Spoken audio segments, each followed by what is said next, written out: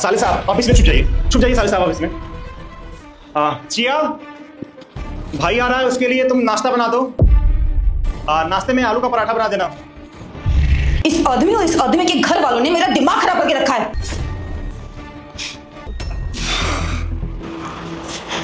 तुम्हारे घर वालों ने, स्पेशली तुम्हारे भाई ने मेरी सुपारी ले रखी है क्या? जब देखो तब मेरे सर पे आके बैठ जाते हैं। कोई काम नहीं करना, कोई धंधा नहीं करना है, बस मेरे सर पे बैठे रहते हैं पूरे टाइम।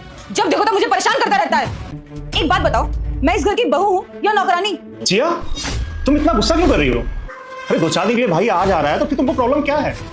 अरे शर्म आनी चाहिए तुम्हारे भाई को। उम्र इतनी बड़ी हो गई है, बुद्धि अभी भी छोटी ही है। और उसको इतना समझ में नहीं आता है कि किसी के घर बार बार नहीं जाया जाता। जब देखो तब उठा के इधर ही आ जाते हैं। एक काम करो, तुम अपने उस भाई को ना सड़क पे भीख मांगने के लिए बैठा दो, तो इसी बहाने थोड़ा कुछ कमा भी लेगा। एक बात याद रखना विशाल, अगर वो तुम्हारा भाई इस घर में आया ना, तो तुम उसे ये एक्सपेक्ट मत करना कि मैं उसके लिए खाना बनाऊंगी, नाश्ता बनाऊंगी, चाय बनाऊंगी। मैं उसकी सेवा नहीं करती रहूंगी पूरे टाइम, समझे तुम? यार तुम इतना गुस्सा क्यों कर रही हो? हमें तो नहीं लगता कि तुम्हें इतना गुस्सा करना चाहिए। अरे भाई आ रहा है, 2-4 दिन के लिए आ रहा है, ना कि वो महीनों के लिए आ रहा है। एक बात बताओ तुम मुझे कि जब उसका बड़ा भाई शहर में रह रहा है, कमा रहा है, अच्छा खासा जीवन जी रहा है, तो उसका भाई यहाँ पे आ ही जाएगा, तो फिर तुम्हें प्रॉब्लम कौन सी है? अरे तुम्हें किस बात की प्रॉब्लम हो रही है? अरे उनका भी हक है यहाँ पे रहने का। देखो विशाल, तुम्हें मैं फिर से एक बार बता रही हूँ कि मैं इस घर की बहू हूँ, नौकरानी नहीं। मैंने शादी तुमसे की है, तुम्हारे परिवार से नहीं कि मैं पूरे टाइम उनकी सेवा करती रहूंगी। समझ में आई बात? माना कि वो तुम्हारा भाई है, लेकिन अगर भाई है तो भाई की तरह रहे ना। ये क्या है कि वो रोज रोज अपना मुंह उठा के इस घर में चला आता है? उसको और कोई काम धंधा नहीं है क्या?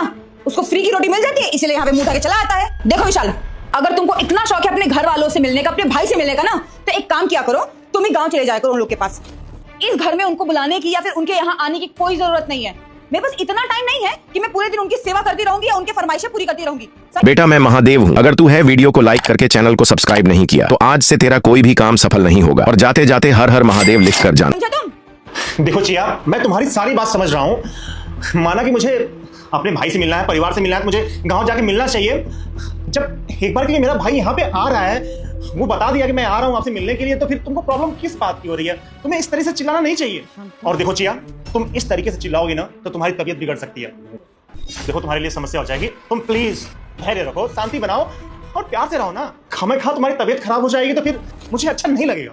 और हाँ चिया, तुम्हारे इसी व्यवहार की वजह से मेरे परिवार का कोई भी मेंबर यहाँ पे नहीं आता है, बस तुम्हारे इस व्यवहार की वजह से। मेरी बात कान खोल के सुन लो विशाल, वो आदमी इस घर में नहीं आएगा तो नहीं आएगा। और अगर इस घर में वो आ भी गया ना, इतना जलील करूंगी उस आदमी को मैं कि वो जिंदगी भर वो बेइज्जती भूल नहीं पाएगा। समझे तुम? देखो यार, तुम्हें यहाँ पे चिल्ला चोट करने की कोई जरूरत नहीं है, ना ही कलेश करने की कोई जरूरत है।